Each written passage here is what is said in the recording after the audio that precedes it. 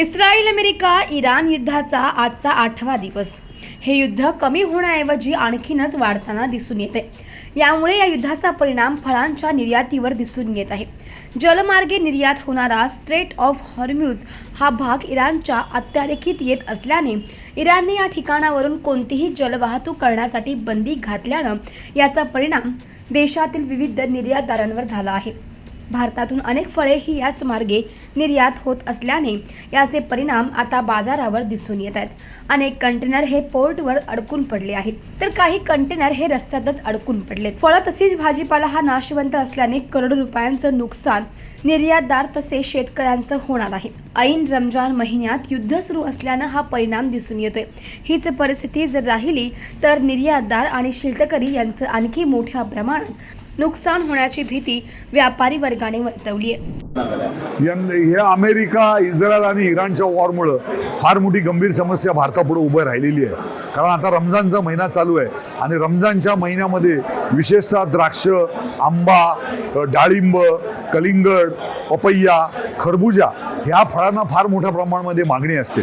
परंतु नेमका रमजान महिन्यामध्येच हे युद्ध चालू झाल्यामुळं संपूर्ण भारताची निर्यात फ्रूटची सगळी संपूर्णपणे ठप्प झालेली आहे। त्याचं कारण असं आहे की यंदा द्राक्षाचे जवळजवळ आत्तापर्यंत 200 कंटेनर जे JNPT मध्ये उभे होते ते तिथून आता बाहेर काढावे लागलेले आहेत। 200 कंटेनर केळीचे होते ते आता बाहेर काढून ती केळी आपल्या मार्केटमध्ये विकावी लागलेली आहे।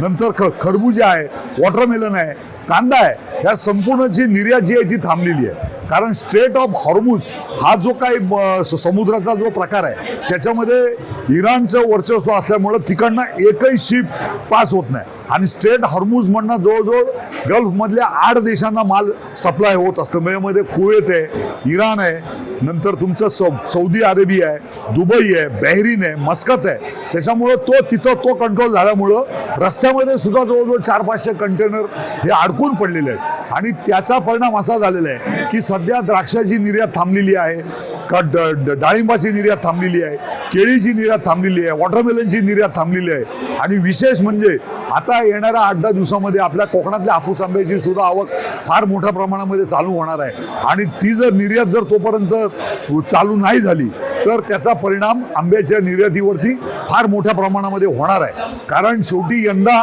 आंब्याचं पीक हे फक्त 25% आहे आणि त्याच्यामुळे प्रोडक्शन कॉस्ट फार मोठ्या प्रमाणामध्ये वाढलेली आहे आणि जर निर्यात जर नाही झाली तर तो सगळा माल हा लोकल मार्केटमध्ये विकावा लागेल आणि तो कमी भावामध्ये विकावा लागेल आणि मग त्यामुळे शेतकऱ्यांच्या प्रोडक्शन कॉस्टचे जर पैसे आले नाहीत तर शेतकऱ्याला याच्यामधनं फार मोठ्या नुकसानीला सामोरं जावं लागणार आहे। त्याच्यामुळे कुठल्याही परिस्थितीमध्ये हे वॉर जे आहे हे 8-10 दिवसामध्ये थांबलं पाहिजे, जेणेकरून जे आता सगळं डिस्टर्बन्स झालेला आहे तो डिस्टर्बन्स कुठंतरी थांबेल आणि 2 पैसे शेतकऱ्याला मिळतील आणि आपली निर्यात चालू होईल। या फळांच्या निर्यातीबरोबर भाजीची सुद्धा निर्यात फार मोठ्या प्रमाणामध्ये थांबलेली आहे। एअरने सुद्धा आपली निर्यात होत होती ती सुद्धा थांबलेली आहे। त्याचा परिणाम भारताच्या आर्थिक व्यवस्थेवरती सुद्धा होणार आहे।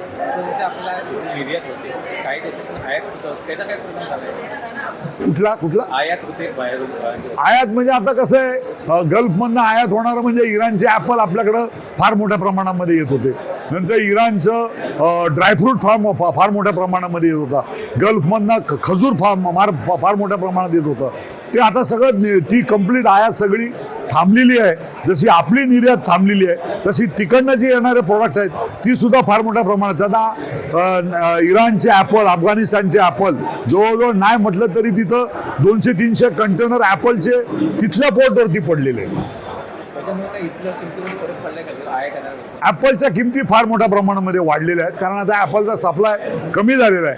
म्हणजे आता इराणचे ॲपल जे होते ते 1500 रुपयाला 10 किलोने विकले जात होते, ते आता डायरेक्ट 1800 ते 2000 रुपये एवढा 500 रुपयाने त्याचे सुद्धा बाजारभाव फार मोठ्या प्रमाणात वाढलेले आहेत।